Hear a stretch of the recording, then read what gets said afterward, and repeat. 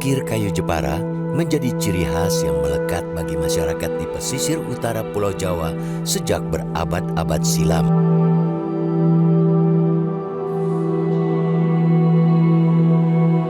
Keberadaan warisan budaya yang memiliki nilai seni tinggi dan kesohor hingga mancanegara ini diyakini tidak lepas dari peran dan sentuhan Ratu Kalinyamat yang saat itu berkuasa di Jepara pada abad ke-16.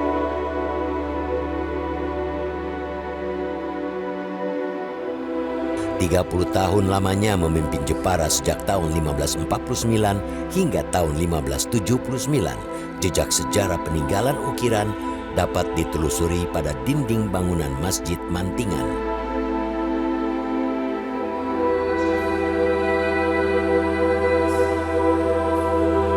Pembangunannya saat itu merupakan sebuah penghormatan terhadap kepemimpinan Sultan Hadirin, utusan Aceh yang beristri Ratna Kencana atau Ratu Kalinyamat, salah seorang putri Sultan Trenggono atau cucu Raden Patah, pemimpin Kesultanan Demak. Ratu Kalinyamat menggantikan peran suaminya untuk memimpin Jepara dan membangun sebuah masjid hasil karya Pati Sungging Badar Duwung persis di area pemakaman suaminya.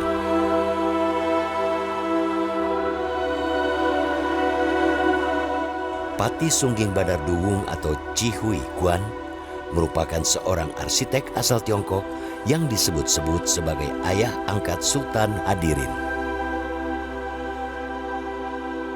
Seni ukir sebenarnya memiliki perjalanan sejarah dan budaya yang sangat panjang bagi masyarakat Jepara dan bahkan memiliki arti yang teramat khusus ya bagi Jepara karena dimulai dari abad ke-6 sudah dimulai, kemudian bahkan sebelumnya pada mitos kerajaan Jawa ketika Jepara dipimpin oleh seorang penguasa yang bernama Sandanggarba yang memang ahli berdagang, sehingga dari sisi kultur jika kemudian saat ini masyarakat Jepara pintar berdagang, kemudian berwirausaha, karena memang sejak lama memang sudah memiliki karakter itu ya.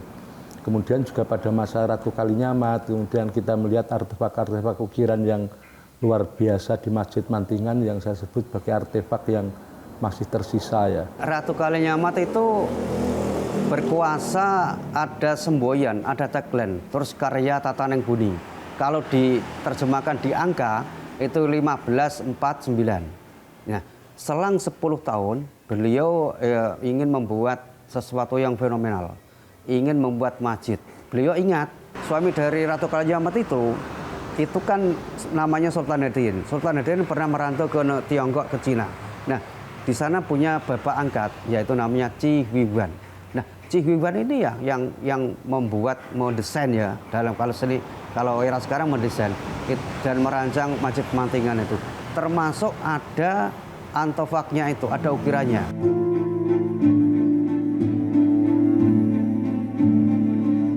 Ukiran di dinding Masjid Mantingan yang dibangun pada tahun 1559 atau 10 tahun setelah wafatnya Sultan Hadirin sejatinya memiliki makna historis dan simbol tentang keterbukaan pemerintahan Ratu Kalinyamat terhadap kehadiran budaya dari luar saat itu. Mantingan itu ada 3 pilar, yaitu kekuatan Hindu, kekuatan Islam, dan kekuatan Cina. Hindu ditandai dengan di sana banyak perform atau tampilan secara visual itu banyak bunga teratai. Kita tahu bunga teratai adalah salah satu bunga yang orang Hindu mengagung-agungkan karena itu lambang kemakmuran, lambang kesuburan dan seterusnya. Di Cihuan itu tadi Cina yang Muslim, sehingga sentuhan sentuhan seni sana sudah muncul gaya Islam. Yang mana Islam itu di sana banyak yang lipatan-lipatan itu ya, yang lipatan-lipatan kayak pita macam-macam itu style, itu gaya Islam. Karena orang Cina maka style gaya Cina di sana muncul. Yang mana? Ada batu karang dan agar Megamendung. Tidak hanya itu, keterlibatan peran penduduk seniman ukir di sekitar wilayah Masjid Mantingan juga terlihat dalam sejumlah ornamen ukir yang dipasang. di skillnya yang masih rendah, low skill itu bukti bahwa mereka itu sudah memulai itu abad 16. Jadi perjalanannya panjang sekali tentang carving Jepara ini. Di Jepara itu ada 2 kerajaan besar itu, yaitu Kalingga sama Kalinyamat, gitu kan. Jadi dari situ sudah ada ukiran dari sejak Ratu Kalinyamat, sehingga filosofi budaya yang ada itu sangat dalam, dan saya tidak bisa menceritakan satu persatu memang, tapi di dalam seni ukir itu sendiri ada makna yang terkandung yang memang sangat luhur. Dari sinilah seni ukir Jepara perlahan mulai dikenal luas dan berkembang pada zaman kolonial Belanda. Terlebih, Ratu Kalinyamat kala itu memiliki jaringan dagang tidak hanya di Nusantara, melainkan di luar negeri, seperti Malaka, Arab, Tionghoa, hingga India. Jaringan inilah yang menjadi kunci penting berkembangnya industri kerajinan seni ukir di Jepara. Referensinya itu abad 16. Mereka turun-temurun mewariskan skill atau keterampilan ukirnya ke generasi-generasi berikutnya.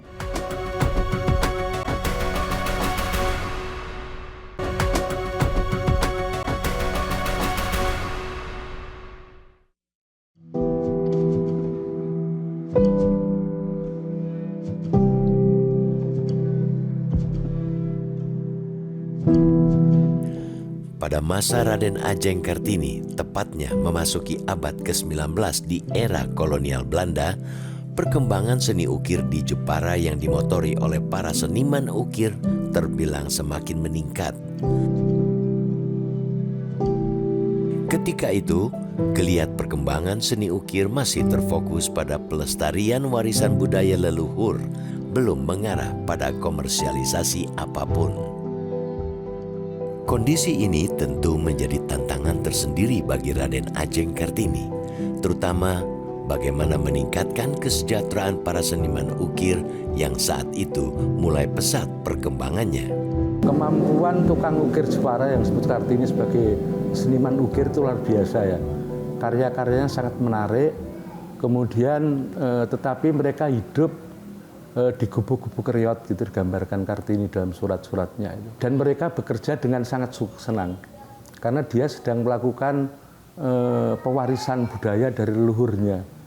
Itulah yang harus dirubah oleh Kartini dengan bagaimana mereka para pengrajin itu kemudian bersedia menjadikan keterampilan ukir sebagai mata pencarian, tidak hanya kemudian mewarisi budaya leluhur. Karena Kartini itu kan orang anak ningrat itu ya, anak ningrat kemana-mana diantar. Nah, suatu ketika dia ziarah ke Masjid Mantingan. Ziarah ke Masjid Mantingan itu ternyata kan beliau si Kartini ini bukan langsung ke ziarahnya, tapi di Masjid Mantingan terlebih dulu. Untuk apa? Untuk melihat detail-detail ornamen yang dipasang di sana. Akhirnya Kartini itu melihat, mengamati dari artefak satu, artefak lain dan seterusnya, sehingga dia punya ide, punya gagasan, muncul sesuatu yang sifatnya ingin membuat sesuatu untuk membuat style Jepara itu yang seperti apa, sehingga muncul gaya Kartini. Di usianya yang masih tergolong muda, R.A. Kartini bersama adiknya, R.A. Rukmini dan R.A. Kardina, pernah mengirimkan sejumlah karyanya dalam pameran nasional karya wanita atau Nationale Tentoonstelling voor Vrouw naar Beeld di Den Haag, Belanda pada tahun 1898. Dalam kesempatan itu, Raden Ajeng Kartini juga menyertakan sejumlah karya terbaiknya. Kartini ini dapat undangan dari Nyonya Abendanon. Nyonya Abendanon ini istri dari Menteri Mendikbud kalau sekarang, atau Menteri Kebudayaan ya. Itu untuk pameran di negeri Belanda. Yang dipamerkan adalah barang-barang furniture, small furniture. Referensinya itu abad 16, yaitu siapa? Yaitu produk atau karya dari Ratu Kalinyamat. Mereka turun-temurun mewariskan skill atau keterampilan ukirnya ke generasi-generasi berikutnya. Berbekal pengalaman inilah yang mendorong serta menginspirasi Raden Ajeng Kartini dalam membantu serta meningkatkan penghasilan para seniman ukir di Jepara. Kartini mendatangi sejumlah desa, salah satunya Dukuh, belakang Gunung Jepara yang memiliki banyak pengrajin dan memiliki keahlian mengukir. Di bawah naungan Singowiryo, para seniman ukir dikumpulkan di bengkel Kartini untuk membuat sejumlah barang seperti peti rokok, tempat jahitan, meja kecil, serta produk lainnya. Itu Kartini banyak merubah desain Jepara atau memasukkan desain Jepara yang baru. Nah, contoh-contoh desain dari Eropa, Raffles, misalnya, Rokoko, misalnya, itu dimasukkan Kartini dalam kasanah ukir Jepara, termasuk misalnya membuat ukiran wayang waktu itu, yang sangat tabu waktu itu karena sebagai masyarakat Muslim tidak boleh mengukir wayang. Tapi Kartini memaksa kepada pengrajin yang menjadi binaannya, karena beliau memiliki bengkel Kartini itu, kemudian untuk membuat wayang. Nah, wayang ini kemudian menarik bagi orang-orang Barat ya. Dan Kartini memasarkan itu dengan sangat baiknya karena memang dia punya kemampuan marketing yang luar biasa lewat surat, lewat tulisannya, kemudian lewat jaringannya yang kemudian berkembang menjadi eksportir pertama perempuan menurut saya Kartini, karena 1903-4 itu dia sudah mengirim barang-barangnya ke Jepang, ke Belanda, dikirim dari Jepara kemudian melalui pelabuhan Batavia sana. Pada masa setelah kemerdekaan Republik Indonesia, seni ukir Jepara juga sempat mendapat perhatian dari Presiden Soekarno. Pada September tahun 1952, Bung Karno terekam tengah berkunjung dalam sebuah acara pameran ukiran di Jepara. Kejayaan ukiran Jepara terus berlanjut, bahkan hingga memasuki masa krisis moneter pada tahun 1998 yang melanda Indonesia. Saat sebagian sektor terpuruk akibat gejolak ekonomi, ekspor ukiran asal Jepara justru mengalami peningkatan yang begitu pesat. Krisis moneter 98 pada waktu itu mengakibatkan nilai dolar kan meningkat. Saat itu juga terjadi booming. Karena nilai rupiahnya yang nilai dolarnya makin tinggi, banyak eksportir karena juga demand, banyak yang datang, kemudian permintaan itu cukup tinggi sehingga Jepara mampu mengekspor cukup besar. Di situ terjadi lompatan-lompatan dalam hal ini dari sisi perkembangan industrinya sendiri yang kemudian mulai sangat terbuka terhadap desain-desain modern. Meski memiliki sejarah yang gemilang, perjalanan seni ukir di Jepara faktanya tak selamanya mulus. Minimnya pendapatan yang diterima oleh para seniman ukir, baik kelompok pemula hingga ahli, semakin menggerus sejumlah seniman ukir di Jepara saat ini. Sejak tahun 2013, itu kemudian masuk industri manufaktur di Jepara yang mampu menyerap tenaga kerja produktif itu mungkin sampai saat ini sudah seratusan ribu ya. Masyarakat Jepara yang bekerja pada sektor manufaktur itu. Kemudian juga bidang-bidang lain yang kemudian lebih menarik anak-anak muda karena menjanjikan kesejahteraan yang lebih pasti. Sementara sektor ukir ini di samping rendah, pembayarannya juga tidak pasti. Kemudian dari sisi kesejahteraan kemudian memang masih kurang karena dengan tingkat kehidupan yang semakin mahal itu kemudian upahnya statis ya, bahkan lebih rendah daripada tadi profesi-profesi buruh yang lain. Secara jumlah memang menurun banyak. Karena untuk generasi Gen Z ini belum melirik mengenai pengrajin ukir ini ya, atau keinginan untuk mengukir. Nah, ini adalah tantangan untuk kami sebagai pemerintah untuk bagaimana menggeliatkan lagi animo daripada Gen Z ini bahwa ukir ini bisa menjadi masa depan mereka. Nah, pastinya dengan program-program yang akan kita buat bersama, sehingga tidak outlook-nya hanya dari kami, tapi memang dari pelaku semua. Harus ada political will, kita sudah mesti harus talent scouting. Kelompok seniman ukir ini sendiri harus betul-betul dijaga.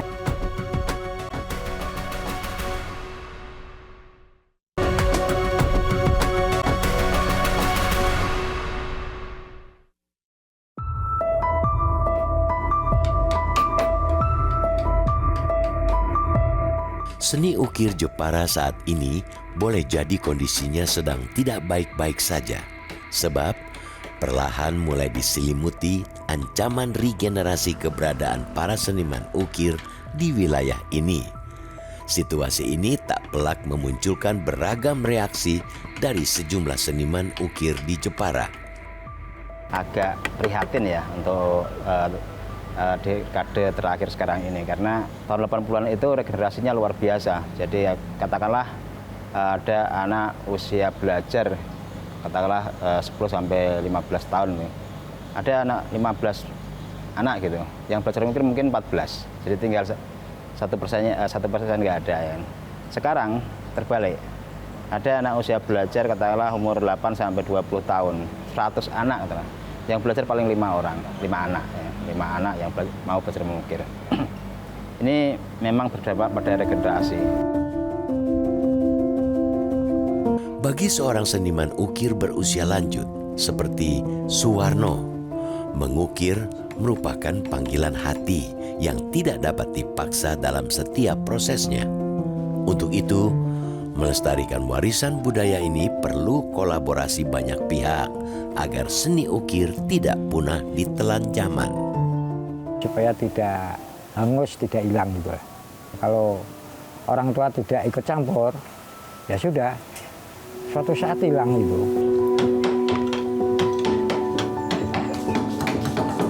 Seorang seniman ukir lain yakni Prapto mengungkap perlu diadakan event kegiatan kontes atau pameran ukiran yang rutin digelar untuk memantik semangat para seniman ukir.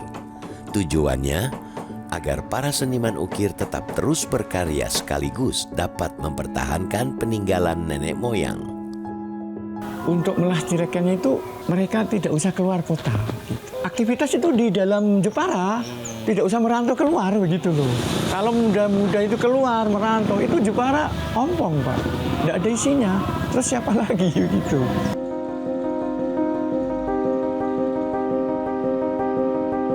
Maklum saja, selain dikenal di tanah air sejak zaman kolonial Belanda, sejumlah karya seniman ukir Jepara tidak sedikit yang telah diekspor ke mancanegara. Seperti hasil karya Muhtarom dan timnya saat melayani pembuatan replika kursi milik penyanyi legendaris asal Amerika ini. Katanya dulu kan saya pernah diceritai pernah pesanan dari Michael Jackson gitu katanya. Ya bangga sekali lah orang Jepara, orang kecil, orang tidak mampu, orang tidak bisa apa-apa, bisa cara ekspor ke sana, bosnya gitu lah. Di sektor pendidikan, upaya memajukan seni ukir ditandai dengan adanya pendirian sekolah bernama Openbare Ambachtsschool sekitar tahun 1929. Sekolah ini disebut-sebut sebagai cikal bakal sekolah perkayuan maupun seni ukir di Jepara. Dalam perjalanannya, utamanya pada masa pemerintahan Belanda, sekolah ini beberapa kali berganti nama sebelum akhirnya menjadi SMP Negeri 6 Jepara pada tahun 2012 hingga saat ini. Sayangnya, keberadaan sekolah pertukangan yang digadang-gadang menjadi ujung tombak melestarikan seni ukir di Jepara justru ditutup. Meski begitu, sejumlah karya seni ukir peninggalan para siswa saat itu sebagian masih tertata rapi di Sasana Adi Praceko, sebuah ruangan peninggalan Belanda yang berada di lingkungan SMP Negeri 6 Jepara. Saya sendiri kan berkomunikasi dengan banyak para pegiat budaya ya. Ini secara khusus pegiat budaya ya, di luar tentunya komunikasi juga dengan para pelaku industri yang mulai merasakan dan mulai sangat merasakan. Tanda-tanda yang sudah jelas aja sekolah menengah ukir sudah ditutup. Bisa dibilang tidak ada peminat dan selain itu juga mulai kehilangan atau kekurangan tenaga pengajar yang handal. Jumlah pengukir dengan kualifikasi mahir yang saya harus menyatakan bahwa pengukir itu kita harus mengkategorikannya ini sebetulnya seniman ya, seniman ukir gitu ya. itu makin lama makin berkurang.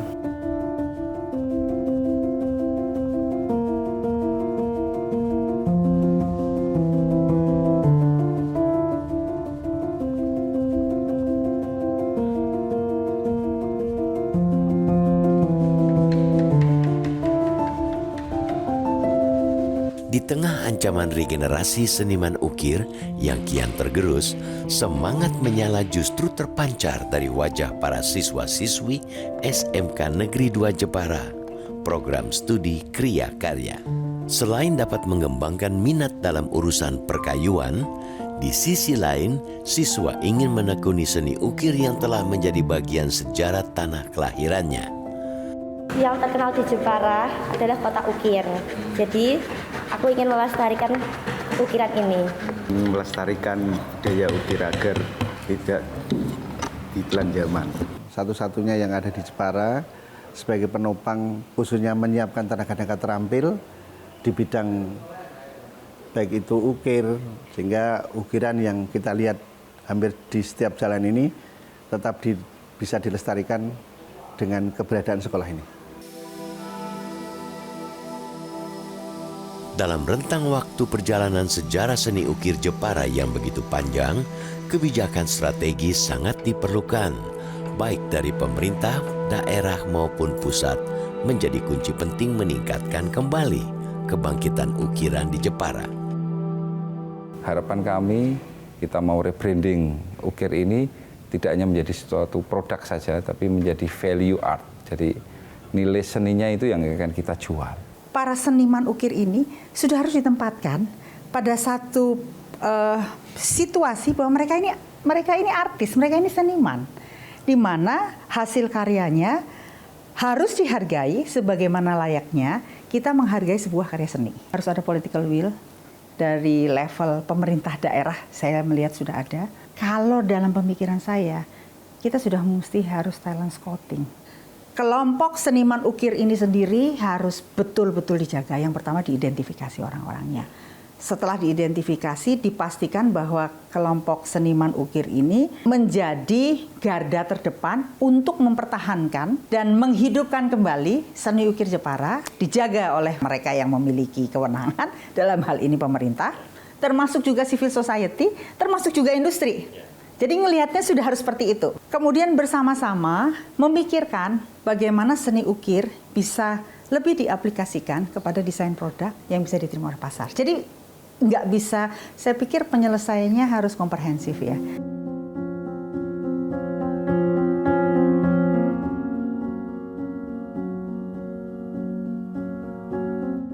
Membangkitkan seni ukir melalui kebijakan yang tepat tentu akan berpengaruh tidak hanya pada keberlangsungan pelestarian, melainkan kepastian peningkatan kesejahteraan para pelaku di dalamnya. Tujuannya, selain dapat menarik minat generasi penerus, ukiran Jepara tentu akan terus melegenda. Jika sudah begini, menjaga asa seni ukir di Bumi Kartini akan terus berlangsung saat ini dan di masa depan.